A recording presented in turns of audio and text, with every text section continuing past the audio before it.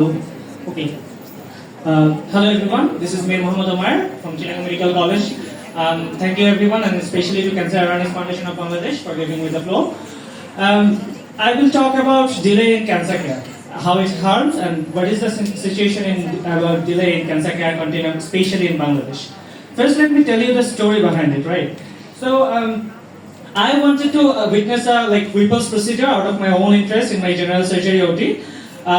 Preoperative staging and everything was done as per procedure. But once the surgeons went inside the peritoneum, they found multiple hepatic mets, and so the Whipple's procedure was postponed. Preoperative decision was to do a triple bypass, which is a palliative surgery, and the patient outcome was reasonably okay, but then what bugged me is why this patient, even after having a diagnosis of periapulmonary carcinoma, delayed so much so that his preoperative decision gets changed.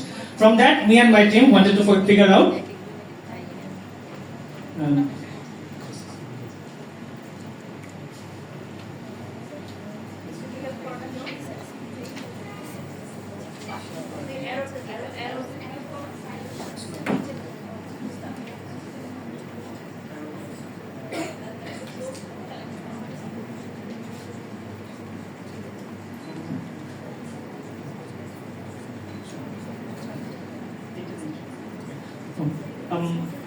Okay, so that led us to our study, factors contributing to delays in cancer diagnosis and treatment among individuals receiving cancer care in a tertiary hospital of Bangladesh. As we all know, in low and middle income countries like Bangladesh, timely access to cancer care is a significant challenge. And delay in cancer care continuum can be defined in three particular stages. So primary delay is basically from onset of symptom to first healthcare contact. The secondary delay is the first healthcare contact to diagnosis. And then finally the third is from diagnosis to actual initiation of treatment. So our purpose of this study was to our aim was to quantify cancer care delay and then also identify the factors associated with it. Let's talk about our methodology. We did a cross-sectional study. We collected data from 105 adult patients receiving oncological intervention / consultation in CMCH. And also our sampling technique was convenience type of non-probability sampling. Our trained research assistants gathered data through face-to-face interview, and they used a semi-structured questionnaire using an online survey form, that is basically Google Forms. We collected data in the first 2 weeks of January 2025. And we've used Stata V17 and also some statistical tests, namely Mann-Whitney U test and Kruskal-Wallis test. Our inclusion criteria was patients with a definite histopathological diagnosis. Now understand that for tertiary delay, we have to have a clear picture of date of treatment initiation and then also date of diagnosis. We thought tissue diagnosis is the definitive cancer diagnosis. So that's why we needed the definite histopathological diagnosis report and then also documentation of treatment initiation. If it was a neoadjuvant therapy, then we collected the date of chemotherapy initiation. And then if it was if there were no role of neoadjuvant therapies, then date of surgery was collected as date of treatment initiation. Also, we collected data only from adult patients because we figured childhood malignancy, there might be some concerns about consent and then other things. So that's all. We collected data from adult population and then people having necessary documentations.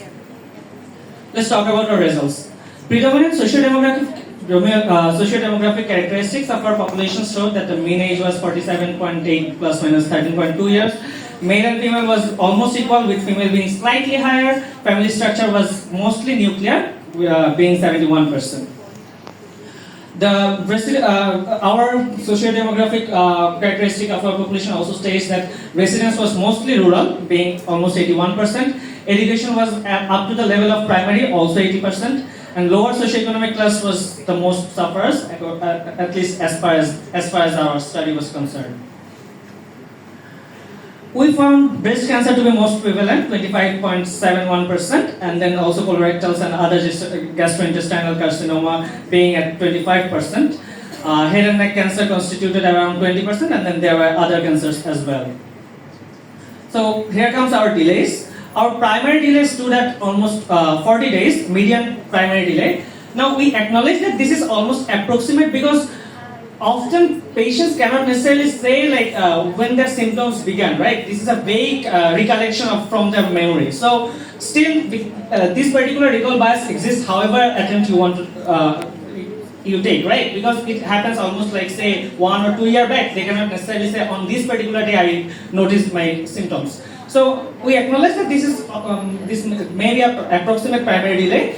But then also secondary delay was found to be 45 days, being from first healthcare contact to definite tissue diagnosis. So this Yes, speaker, you have 2 more minutes. Okay, thank you. And then tertiary delay was found to be 30 days. Let's talk about the factors that were associated. We found out that alternate medicinal consult was associated with significantly higher primary delay. And then physician consulted before diagnosis, if it was more than 3, it was also associated with significantly higher median secondary delay. As for tertiary delay, this was most documented because we had definite histopathological and then also definite date of treatment initiation. So we figured more, we tried more factors and found to be nuclear family structures to having lesser tertiary delay.